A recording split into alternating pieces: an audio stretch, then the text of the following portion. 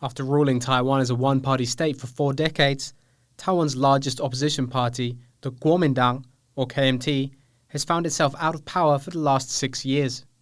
Now, as the KMT looks to chart a path back into government, it's decided to open a new US office. Alexander Huang will be tasked with leading the party's diplomatic push in Washington. He is currently in charge of the KMT's International Affairs Bureau. The party has not had any representation in Washington since 2008, while Taiwan's ruling Democratic Progressive Party has maintained a consistent presence in the US. KMT officials said party chair Eric Chu will officially open the office when he visits Washington next month. I asked the party's new US envoy, why the return after 14 years?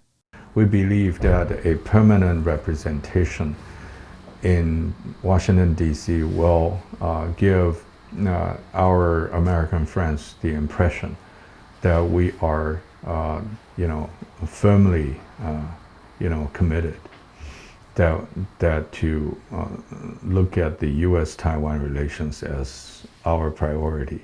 In an era of intense competition between China and the US, do you think it's inevitable that Taiwan has to choose a side?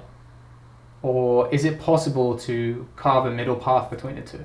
When I was the Deputy Minister of Mainland Affairs almost 20 years ago, I said that Taiwan, no matter when, we are torn between two beasts, the blood and the brain. We do not want to choose one against the other. So for Taiwan, the KMT had maintained close relationship with the United States since World War II. It's not KMT that walk away from U.S.-Taiwan relationship. We continue to have such a relationship. I believe there are more American-friendly elites in the KMT than any other party in Taiwan. The key is that when people we were given this dichotomy or the differences of description or illustration about pro-China and pro-US, my answer has been very simple. Taiwan cannot afford to not dealing with either one. We have to do both.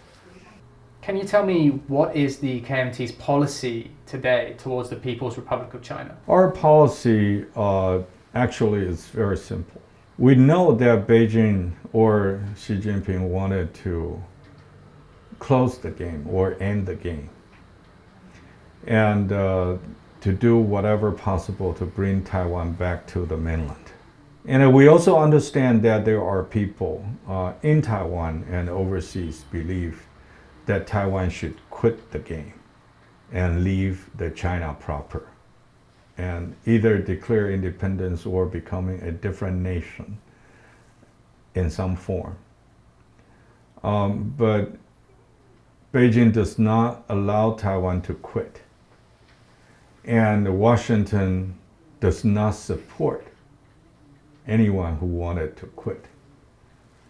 So between ending the game and quitting the game, the KMT believed that we should make the game infinite.